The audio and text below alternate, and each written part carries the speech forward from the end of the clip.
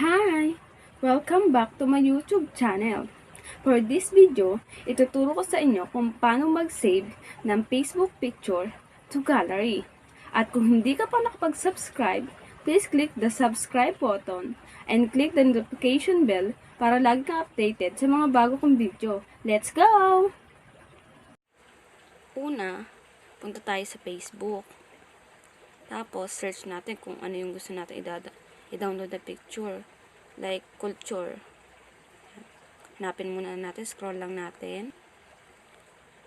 Hanggang makita natin yung i-download natin na picture.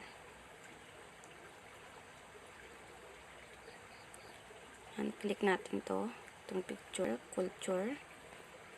Click natin itong 3 dots. Then, click natin itong download. Then, check natin sa gallery kung okay na. Back lang natin. Click natin yung gallery. Tingnan natin kung nakasave na. Yan, nakasave na. Nasave na natin ang Facebook picture to gallery.